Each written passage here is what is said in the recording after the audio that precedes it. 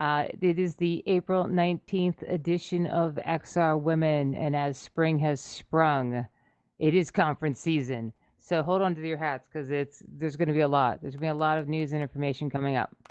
First of all, I'd like to thank our hosting sponsors, Immersive Learning Network, Research Network, Frame, and Verbella. We are really grateful to have this incredible meeting space and opportunity to learn from each other and support our fellow creators. So thank you for that. Coming up today, and this is going to be over in Spatial, so we'll move over to Spatial once we're done with the announcements. Louise Edwards, that's Dr. Louise Edwards, a field trip to Spatial. There's an awesome picture right here.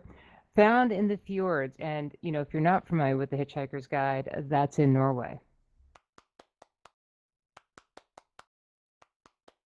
We here at XR Women are proud to announce that we're having awards on the main stage over at AWE coming up Thursday, June 1st, 11 a.m. PST, of course.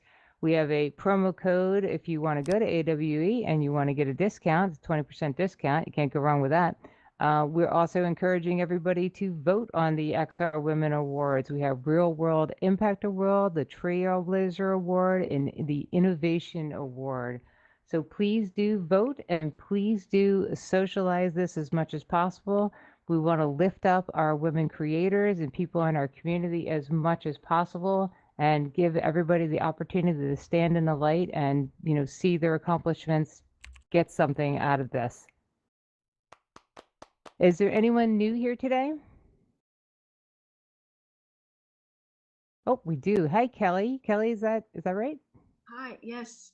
Would you like to kind of give us a little bit of your background, possibly, do you have an elevator speech or maybe a quick introduction?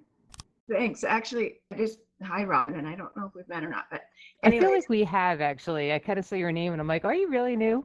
Yeah, I know. And that's what I want to say is I'm actually not really new. And in fact, I have been deeply, deeply thankful to XR Women and this community and being a member since almost a year ago.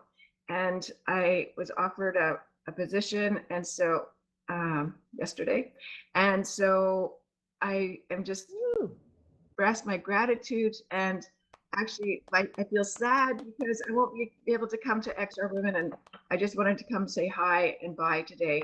And hopefully I'll see you in Slack, and hopefully there'll be other places that we'll connect, because I have to say, I am really sad I won't be able to be joining you Wednesdays more. So I wanted to express my gratitude. So I'm not new. In fact, I'm very thankful I'm not new, and I'm very, very thankful to XR Women so much. That is awesome. Thank you. Thank you very much. Yes, big round of applause and congratulations on that new position. That sounds exciting. And yeah, please keep up with us in Slack. Like that is definitely where it's at. Speaking of which, we do have connection QR codes here. So that is a great place for us to connect when you can't make these meetings, and every once in a while, maybe you can sneak into one anyway. Who knows? We may also be doing other field trips around other places at different times. So maybe there'll be some other opportunities that arise that will get people together who can't make this specific time slot. So we'll probably be working on these sort of ideas. And if you can make it to AWE, it would be great to connect in person. Do we have any other new people today? Okay, looking good, looking good. And welcome back, everybody else. We also have coming up the VRARA Enterprise Training and Forum. That one is May 24th, and there's an education one coming up April 26th, and healthcare coming up September 13th. Like I said, it is conference season, people, so hold on to your hats. And I'm not sure if there's any speaking opportunities coming up for these, but please be sure to check the Slack channel. Whenever we find out more information about opportunities to get involved with different things, we'll be posting about those. The iLearn conference is coming up May 18th to the 20th. That one is online. And then, exciting because, we do so much virtual stuff. The in real life events are always a blast for us because we're trying to figure out who each other are based on our avatars. That one is in San Luis Obispo, California, June 26th to the 29th. Immersive Learning, Immersive Forum with are for Europe. Obviously, I am less familiar with this one, but Belgium, who wants to go to Belgium? That does sound like a lot of fun. That is October 18th. And the Virtual Reality Innovators Network is a continuous event that's online. They've moved to a new space. They used to meet, we used to meet in Altspace, but now we're meeting in a new location. So we're going to have more information on that in the coming weeks about where the next location is and what the next time is. Unless anyone has a link for that, because I do think that there is one already scheduled. Oh, Gina posted a link. Awesome.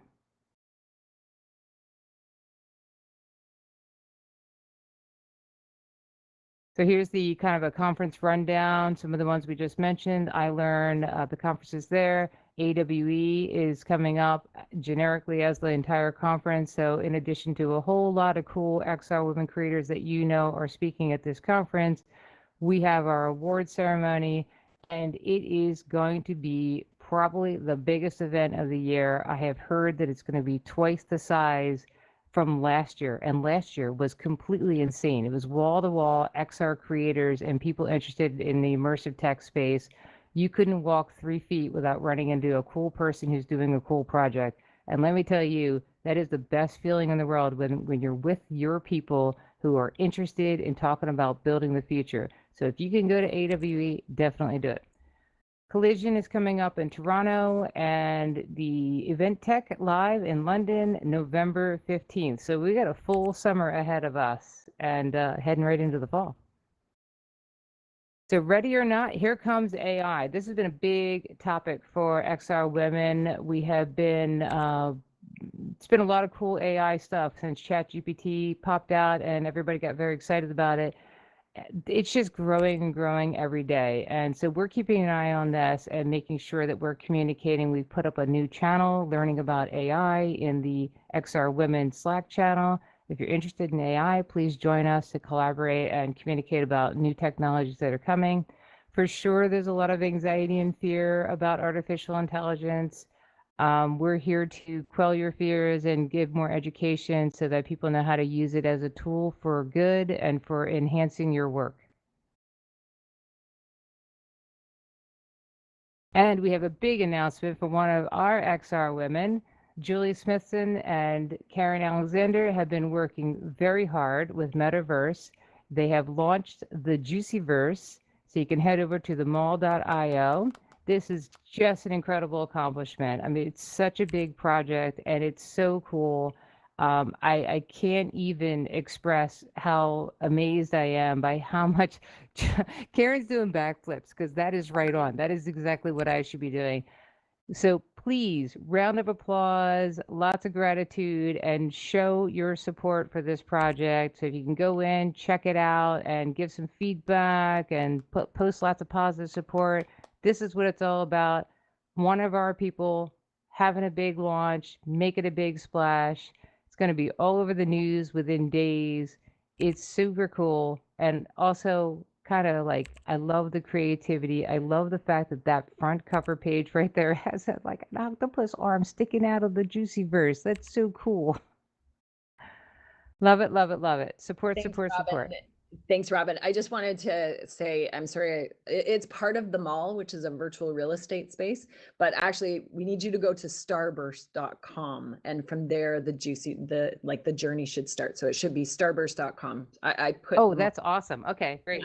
Yeah, so it's Starburst, the company, they're launching this activation, and the Juicyverse is the space. It's a virtual space. It runs on your browser. It's a Web3 experience. It runs on the Metaverse game engine, which is our company.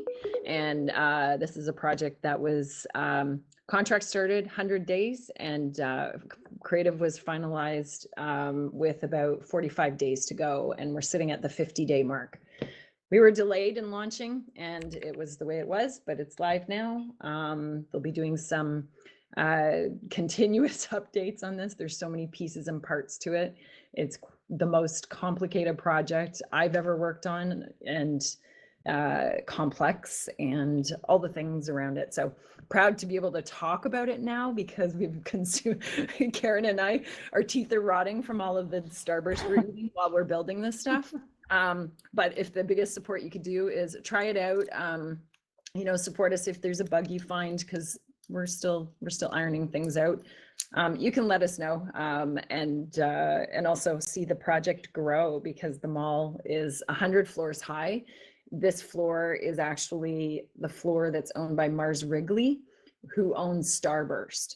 So more news to come. It's an evolving project, but super excited to be able to launch this with my colleague Karen. And this has been our life, living, eating, breathing Juicyverse for the last 45 or 100 days.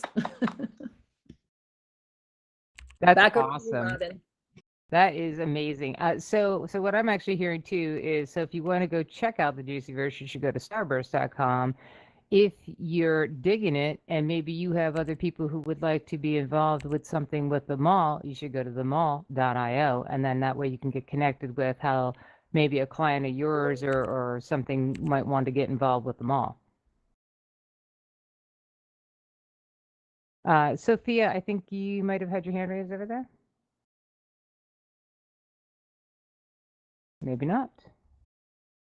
Okay, and then we actually posted this last week as well. There's a 2023 Gartner Emerging Technology and Trends report. You might want to download that and check that out. They're very, very good reports to check out what's going on in the industry and how this data is being collected and also shown to people that you're talking to.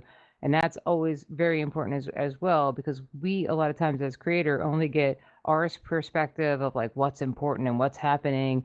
And it's really good to see what an outside source cuts across all the industries and does a report about, and what they are telling other clients and people who are outside the industry what's important. So it's good to marry that up in your brain. Big congratulations to Kathy Hackle on her feature in Grazia. Is that how you say that? So I actually hadn't seen this, and there's going to be a link posted down here. Gina's already put that in there. It's extraordinarily cool to see, you know, more of our XR women making it at this level. This is just super cool that, like, I'm looking around everywhere and seeing people get featured who are a part of us, part of our community. So let's be out there and be supporting everybody every way we can. You see these posts out there on LinkedIn, you keep sending them on, keep commenting. This is amazing. Post. Upcoming on April 26th, which is next week, we have Marianne Morrow and Caroline Dennis, fireside chat about raising capital. I'm excited about that one. And then after that, we have Rahel Demont, which I'm not actually sure if I'm saying her name correctly, so please correct me if I'm wrong on that. XR Career Pathways, that's going to be a great one to bring some of the young creators in and have them take a listen to that. And then on May 10th, we have Sasha on VR, leveraging VR for skill development and opportunities. So we are ready to pop on over to Spatial for Found in the Fjords. We have a link already posted, so we'll see you over there, and some of us will hang back to make sure that everybody gets over there okay.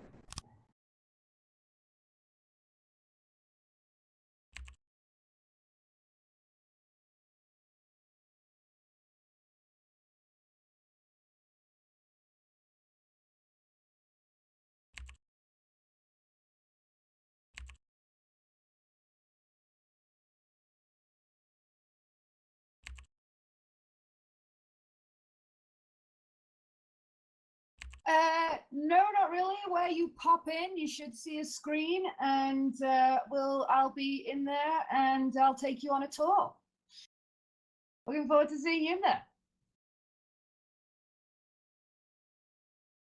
Excited.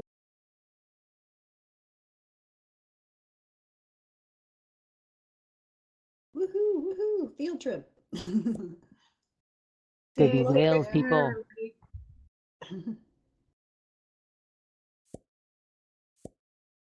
Fun to watch people pop out. Oh, the link, I'm over there now. I can leave. Gotta get it up on my screen too. Okay, I'll see you over there. Thanks, Robin. you.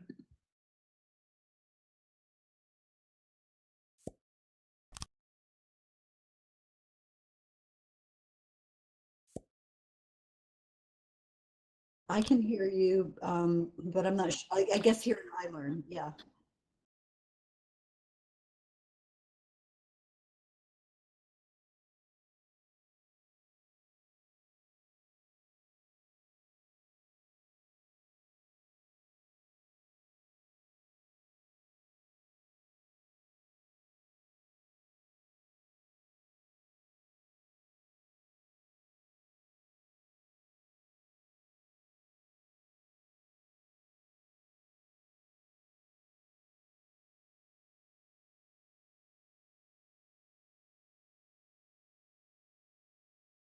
Ready, play me. Beautiful.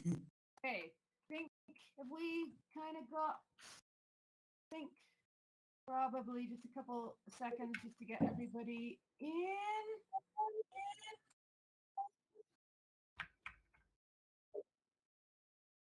Oh,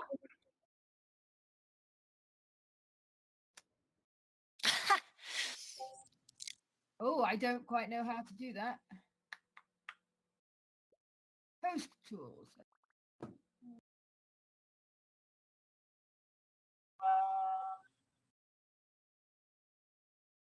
Yeah, Yeah, I, you I, wanna head on over? I, I can try. I had some audio issues last week, but what I think, if you click on the three dots up in the right, Yeah. if you're on a PC or I guess any computer 2D version, if you click there, you'll get a menu that says settings, and I believe Yeah. you can click there or go down to controls possibly.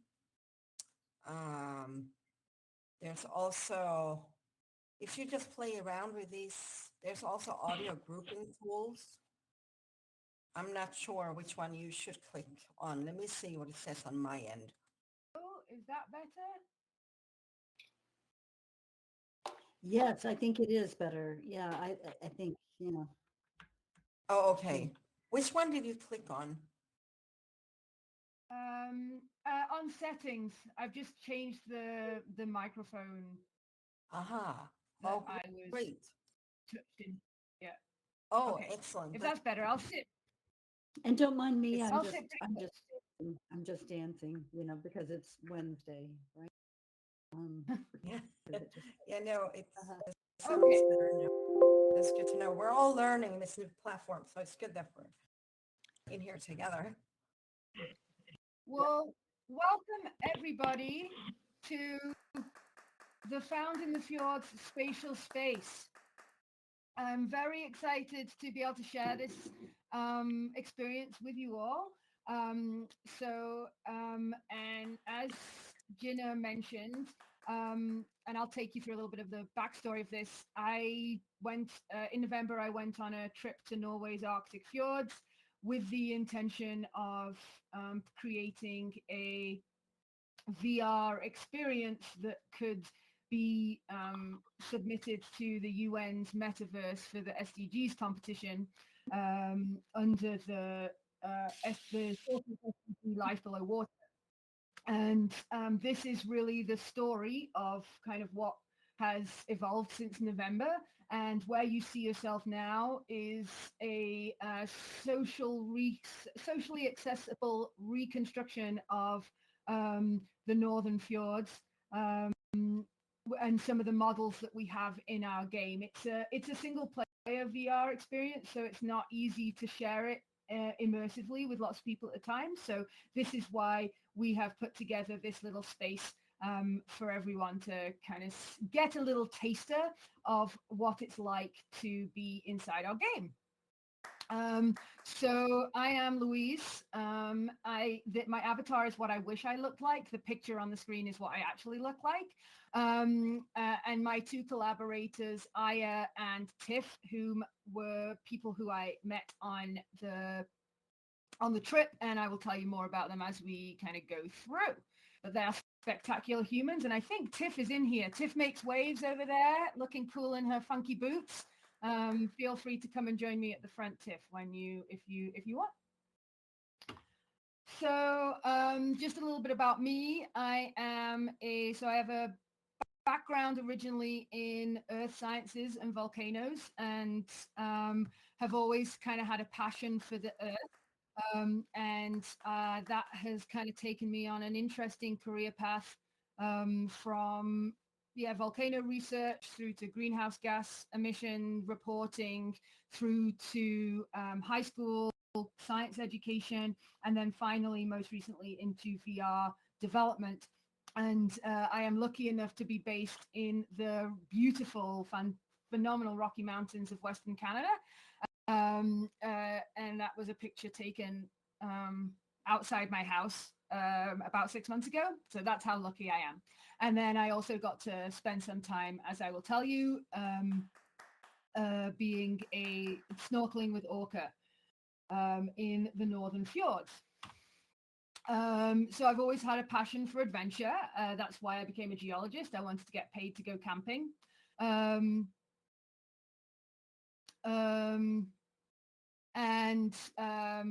I loved volcanoes and have had lots of opportunities to travel the world. And I really believe that that seeing the world and being exposed to these different places has really enhanced my relationship with the planet and caused me to change my attitudes and my behaviors regarding sustainability. And as we find ourselves in the midst of Earth Week, it's really the time to kind of really be thinking about kind of our impacts on the planet. And personally, being part of seeing these places and understanding in greater detail kind of how we fit into that bigger picture has been hugely impactful for me. And one of the reasons I became an educator was really to kind of share that and to help grow that sense of empathy and belonging and caring in a larger swathe of the population. And VR is really something that I discovered as an opportunity to do this very powerfully, because as we know, travel has its own impacts. So we emit lots of emissions of greenhouse gases and other pollutants when we travel, and we go to places and invade spaces that we're not supposed to be. So how do we get that positive impact without having the negative impact of going to these places? And that's why I've really embraced VR as a medium. So personally, and this is before we kind of get into the larger goal of Found in the Fjords and what I'm here to talk about, just a little bit about me and why I kind of went into this whole thing, was really to develop an enhanced sense of empathy, humility, and connection, which leads to sustainable and pro-social behaviors more broadly, through really getting the emotional gut punch of connection, and doing that through producing profound feelings of awe and wonder in as many people as possible, as often as possible. And my tactic for that, and what I have convinced Tiff and Aya to jump on board with, is to do that by developing immersive digital experiences. And this is why we are here, to talk about how to get some of these incredible experiences to spread this more broadly. And in November, so I was kind of getting a little bit like, I need some more adventure in my life. And I got this opportunity last year to be part of Sea Women Expeditions, which was an all women's expedition around science, combining science, art, and all of the STEAM things in a larger picture, to kind of track and document and record and share stories of changing Arctic conditions and how it's impacting local ecosystems. And in this particular expedition, I joined 33 other women and female identifying and two-spirit explorers on a expedition to Norway's Arctic fjords near a place called Tromsø. So you can see where we are up in the top of Norway there, off the coast of Tromsø. And we were in 3 different cohorts. I was on the first one and there were 14 of us. And this is just a photo of 2 of our crew doing some science experiments. We were collecting samples for environmental DNA and doing some oceanography and taking some samples there, as well as kind of a main project of observing orca behavior during the herring run. So the orca follow the herring into the fjords every winter because they're fat and juicy and there's lots of them. And there's been historically some conflict with humans, as is often the case. I'll talk about a little bit as we go through, but there's a lot of changing economics in the area that has increased ecotourism in the area, and it's one of the only places in the world, well, I think the only place in the world where you are allowed to snorkel with orca. So we were really looking to see how the presence of humans so up close and personal affected the behavior of orca, and to see if there was how this could kind of encourage positive change in terms of regulation to protect these creatures. So lots of stuff going on, but my goal primarily was to build something virtual to come out of this, to kind of share this place and this experience more broadly. So this is where we left from, so Tromsø, which is the Paris of the North. And we spent 6 days kind of cruising around the north of Norway, taking samples, being in zodiacs, observing, recording a lot of underwater video and footage, and having incredible experiences. So our day would start, we only had 4 hours of daylight because this was November at 70 plus degrees north. And so that kind of impacted how we experienced the day, but it just was, I don't know if anybody have ever spent any time up north, but wow, like you only get 4 hours of daylight, but those 4 hours are incredible. And the nighttime, the aurora was kicking, and it was a very magical place.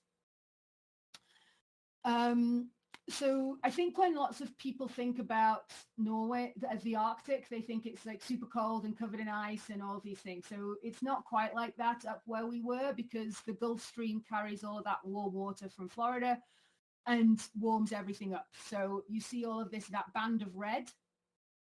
That is that warm water that kind of keeps this area temperate, and that's partly what attracts all of these nice beasts, all of these creatures to the area.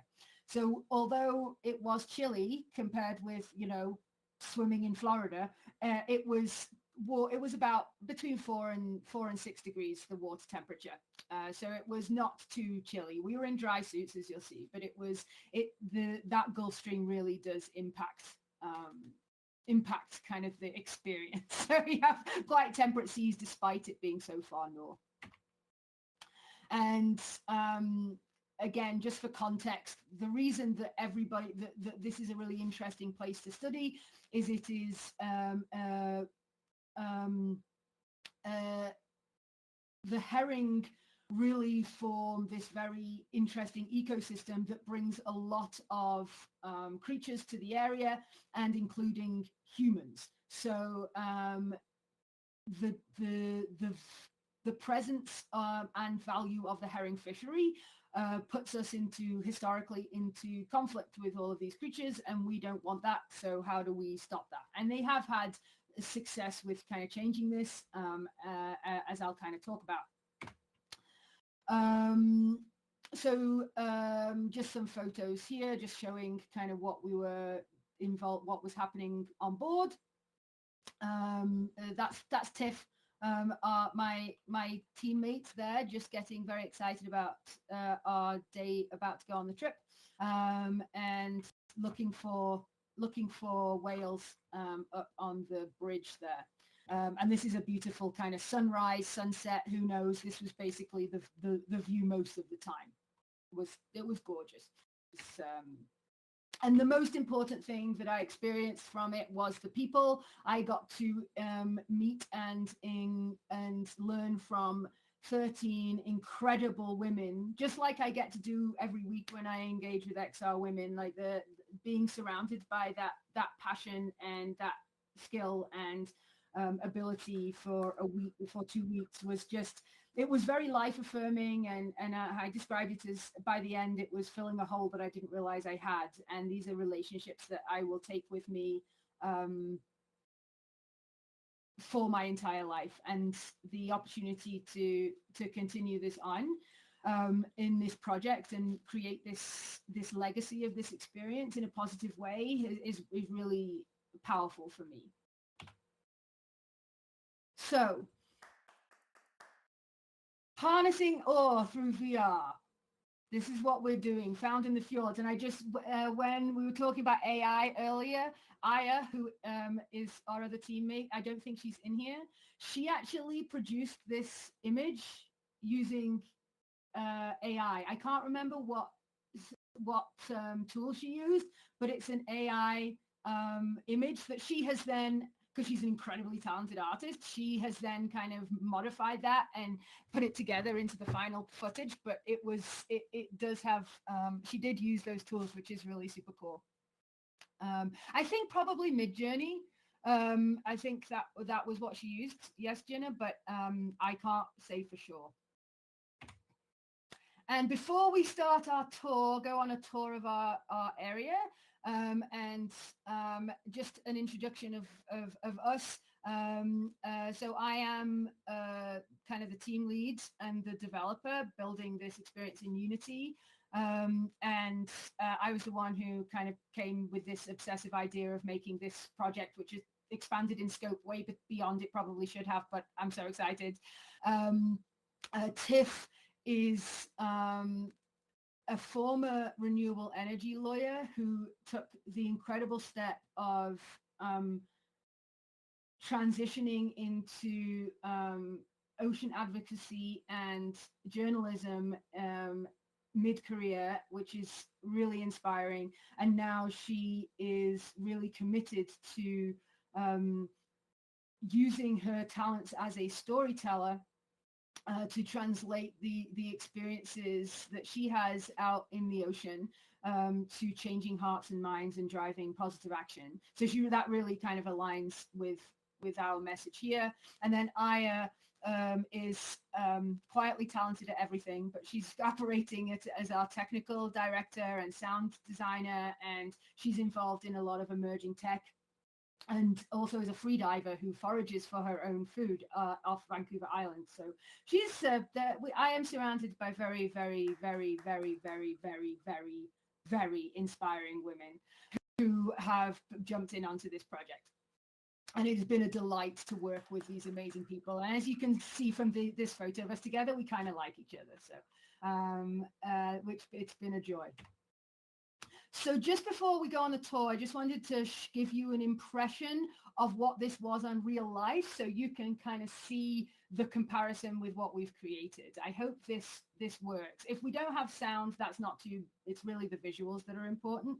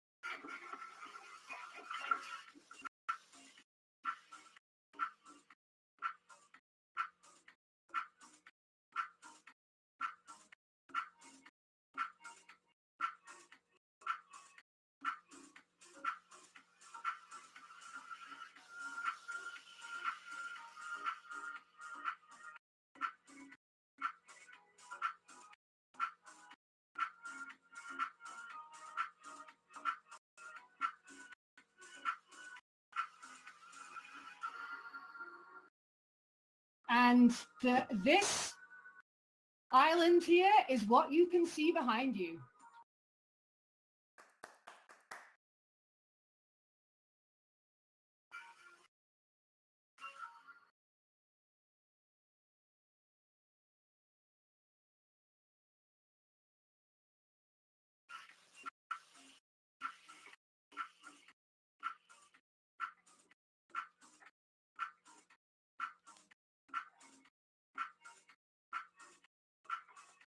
And this is our favorite part of the entire time, I think, where we were just kind of hanging out and being together and being joyful.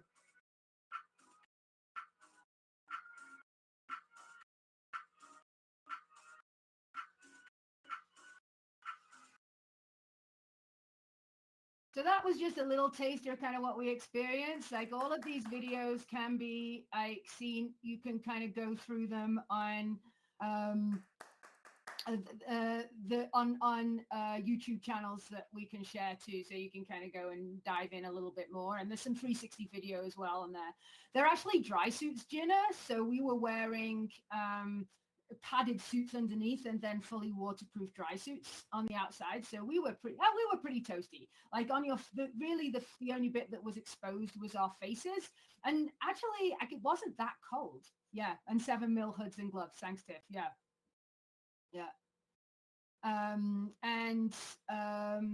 This is just, you'll see, if you look kind of right in front of you, you'll see a fishing boat, which this is an example of a real herring fishing boat, which attracted everything from humpbacks, fin whales, orca, seagulls, to do some easy eating. And that forms quite an important part of our game too. So I'm going to stop sharing and we're going to go on a tour of our little area here. So just to kind of give you a things, and you can follow me, just as a little bit of an orientation, our game is about a young orca named Nora, who is moving to the fjord, who has migrated to the fjords for the first time. And she has to learn from her mother and other people around her what to do. And if you look around you, you can see, yes, the bird island here. So all of these models were actually built using digital elevation model data from the Norwegian Geological Survey. So we wanted to get it fairly accurate because the places were important to us, and so we made sure that we tried to get as accurate as possible. So as we come down, I apologize for my bad abilities in spatial, but I had to make a little hole so we could go underwater. So welcome to our underwater area here, and we're just kind of going to go and meet this group of orca here on the side. So the orca that we're in the North Atlantic type A orca, and they are a family. They exist in family pods, and they are very nicely. Those family pods are matriarchal, so they are organized by a matriarch, usually the grandmother, and all of their knowledge about hunting and migration and raising children and communication are all passed down along the female line. Everybody stays within their family except for when mating, and they're pretty good at making sure that they have males from outside when they mate. They're very long-lived animals, up to 80 plus years in the wild, and they really are fascinating creatures. So when you enter the game, you are invited to learn what it is to be an orca, and you do some mirror. You get oriented on the controls by reflecting yourself in a mirror. And the plan is to get some of that video footage in here, and I can show some at the end. But these all the orca models I made in Blender, and then in the game they're actually animated. And I can, hang on a second, let me share the Chrome tab. Meeting yourself as a young owner. Go.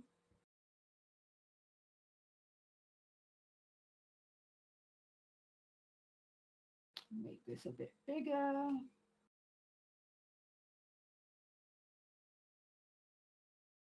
So you can do a tail slap, and then you can move close, you can move to the side. So this is just some animation. And how are we doing for time? I should get around and show everything. And this just gives a nice kind of overview of who you are and what the mechanics are. So the basic mechanics are, as you go through this story of learning how to eat and feed, is that you will have to eat a lot of herring, is basically what you have to do, as you learn about the opportunities and the threats of a changing ocean. Okay, so you are part of this wonderful orca family, who are taking you around and showing you what you need to do. And the key thing here and what you want to do is you want to find herring. So herring are a shoaling species that come to the fjords to overwinter before they spawn. And this particular species of herring is the Norwegian spring spawning herring. And at the time they come here is that they have about like 20% body fat, so they're incredibly nutritious. And these particular population of orca have perfected a type of hunting called carousel feeding, where they will flash their bellies to the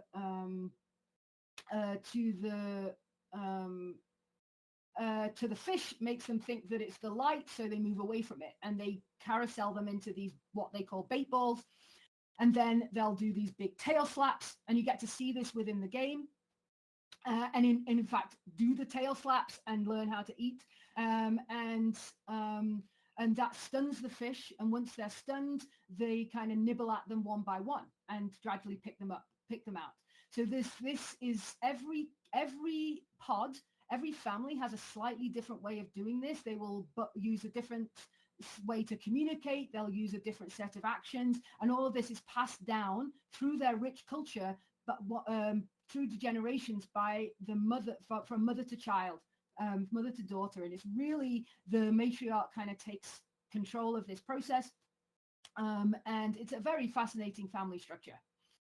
And they're incredible. And to be in the water with them, because I think orca have a really, have quite a bad rep. And we really wanted, part of the game is really to show how intelligent they are, how loving they are, and how important they are to overall ocean health and planetary health. And personally speaking, I just felt so content and comfortable in the water with them. And it was just a real joy to be with them. And as we come along to the other side here, you'll see some gently pulsating jellyfish. Unfortunately, the colors, the materials didn't import very well into Spatial. They are a lot like brighter. But personally, these jellyfish, they were often there, and I think we all really connected with these creatures, because it was a lot calmer when we saw them. I think that when we were in the water with the orca, everything was happening a lot faster, and you almost didn't get a chance to experience it and really sink into it. But I spent a lot of time kind of just really being present with the jellyfish, and we really wanted them to be part of the experience. So as you go through, you are actually guided by a comb jellyfish called Clara, who takes you through and kind of and teaches you about the local ecosystem. So you learn from Mum in like the very orca specific ways, but more general information about your existence and how you fit in is provided by Clara and her friends, who are interactive. So I just noticed the time, so I'm just trying to go through and then we can kind of have some questions. I'll ask that. Interacting with them with real life was mind-blowing. Like, and Tiff can feel free to pull off as I'm kind of navigating, can put her mic off and kind of share some of her experiences. But I just felt very grateful to share the water with these people, with these creatures, again, the richness of that experience. So orca have been coming to these fjords for countless generations. It's been a struggle because over the last century, because humans have done what humans do, and there's like, oh, herring, it's all mine, and taken, and so that's led to lots of stock collapses, which obviously has impacted their ability to thrive and survive. And also with that conflict, historically, the fishermen have tried to have killed many orca because they've been competing for that fish. And orca have also got caught up in lots of fishing lines and died in that way, fishing nets. More recently, quotas have been applied, advances in fishing technology, and a generally improved relationship between fishermen and orca have meant that the state of things have improved a lot, but it's something that we do address in the game and kind of talk about from the perspective of the orca.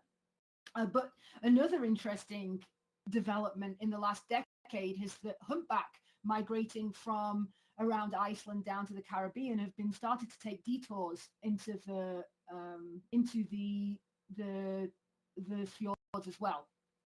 And this has led to interesting things too, because a humpback can open its mouth very wide. So what it does, it waits for the orca to spend half an hour rounding up this bait ball, and then just comes and takes a big gulp, and it's gone in 2 mouthfuls.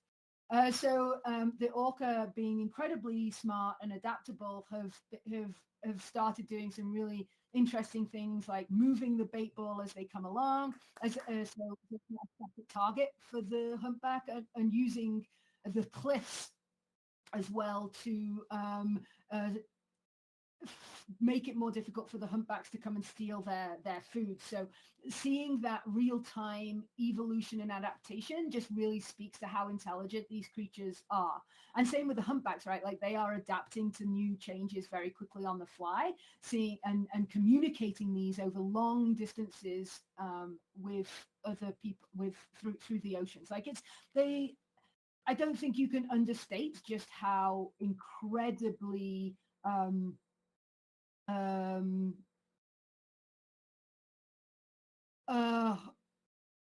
amazing these creatures are. And I think what part of it is developing that by embodying an orca and taking that position. We're really hoping that we can help people see and really feel just how we are not unique in our emotional experience, in our cultural experience, in our sense of self. And part of that, kind of using that mirror, is recognizing that orca are one of the few species that do actually have that self-awareness and can recognize themselves in a mirror. So it was really important to us. And then as we let's kind of head back up to the top here, we can zoom in. Oh, there we go. And take a look at the humans in our story. Up here. Sorry, I really like to talk, so it's hard to kind of get this all done. So if you come up to the surface here, and you can walk on water, this is like very impressive abilities that we have evolved. But you can see here, this is us, the snorkelers, in the water and on our boat. And they provide that kind of human side of things. And in fact, at the end, you undergo this body swap, which is an incredible idea by Tiff, and I think really brings the whole thing together. That you start embodied as this orca, and then you actually undergo this identity swap and become a human, and that takes you back onto the boat, where you're given an opportunity to participate in a commitment, a call to action. So it's really transitioning from that virtual experience into the real world, because that's really important to us. It's like, yeah, we can give you this nice experience, but given what we're trying to do, we want to make sure that you translate that into your lived everyday experience. So Tiff came up with this great idea, and we have these 5 options that you can commit to, and then our plan is to use NFTs and and POAPs to actually give you a badge that recognizes that commitment, and develop a community around people who are committing to ocean and planetary health. We're a little bit of ways from implementing that, but that's kind of the plan. And we have, as I said, this was originally designed to be a submission to the UN's Metaverse for SDG competition, and we submitted our submission to there at the end of March, so we're just waiting to hear if we've made the finals. I have just posted a link there, YouTube, to our submission trailer. Submit it. In terms of the UN competition, Gina, we would love all support just by posting us as broadly as possible on social. If you could share our stuff. Our email, our website is, I will put that in the chat here. And listen to us. Come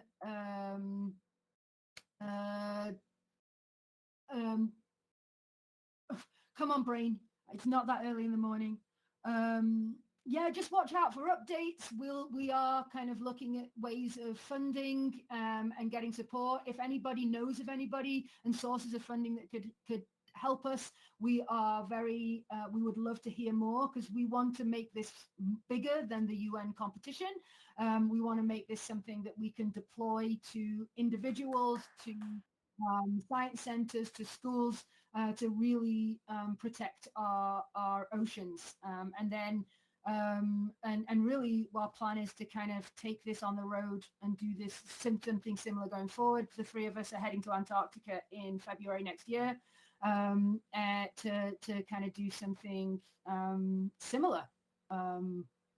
Yeah, so that's like, I see it's only 4 minutes, but I don't know if you have anything to add, Tiff, too, or any questions. Happy to answer them. And yeah, feel free to take a look around. This will turn into a permanent exhibit that's published on Spatial once I've added some kind of video resources, just as a meeting place that we can use to kind of share our stuff.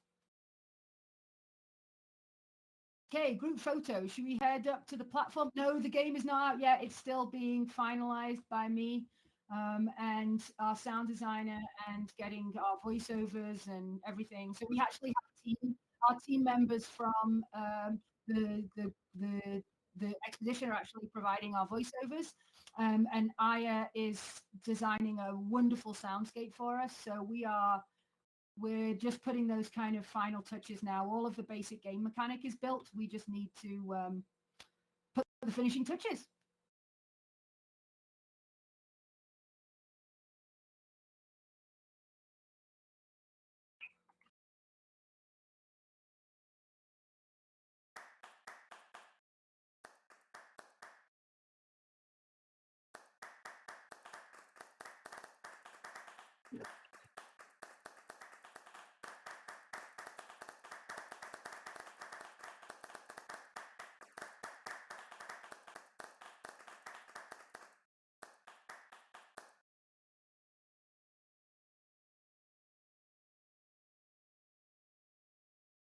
Ooh,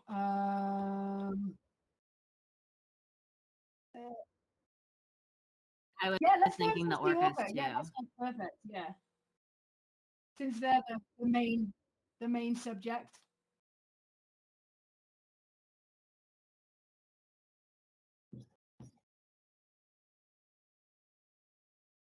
I am still not good at navigating in spatial.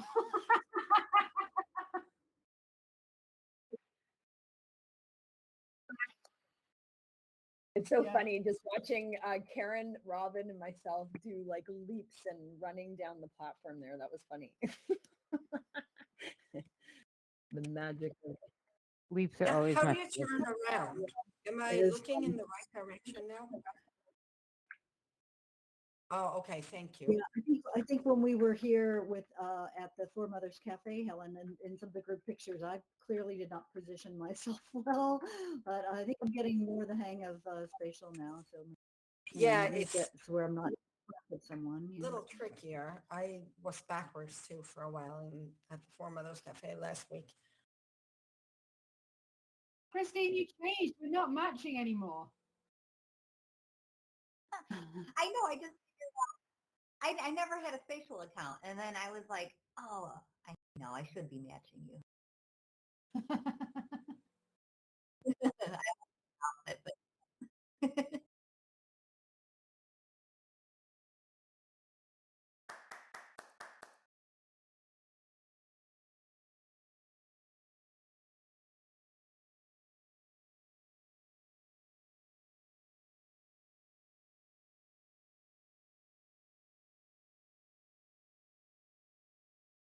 Also, take your cursor and make sure it's like sort of up a little bit so that your head is up. Good tip, Robin. It took me a while to figure that out. I was like, why am I looking down all the I know time? everybody, there's a whole lot of people that were like looking on the ground because, you're sort of Yeah, dragging. yeah. Sophia, you should be able to click on the area if you're on a desktop. Just click to get close to get there very And quickly.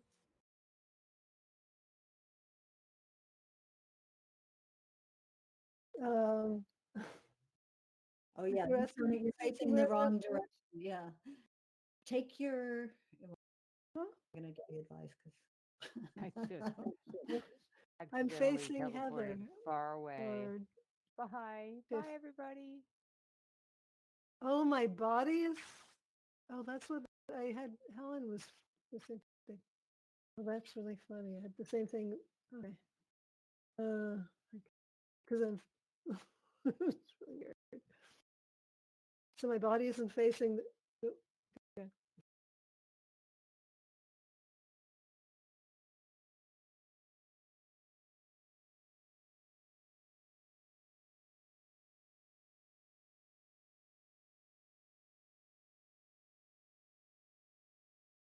Trying to look at my feet to see which way I'm facing.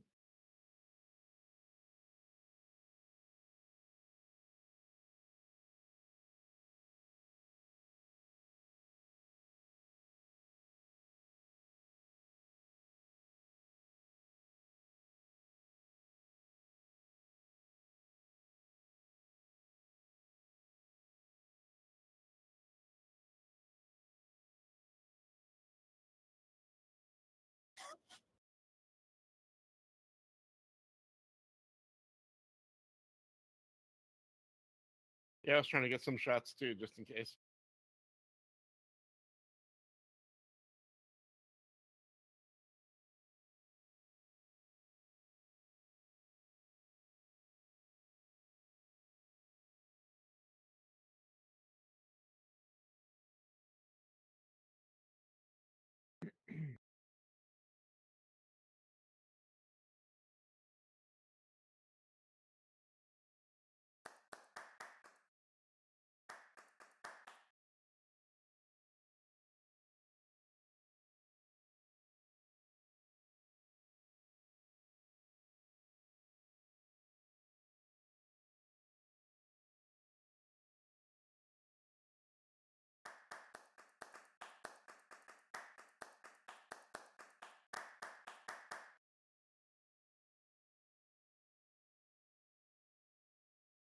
Thank you very much. Thanks so much for coming. It was a real pleasure to share it with you. And I will be hanging out if anyone wants to, ask any questions, have a chat.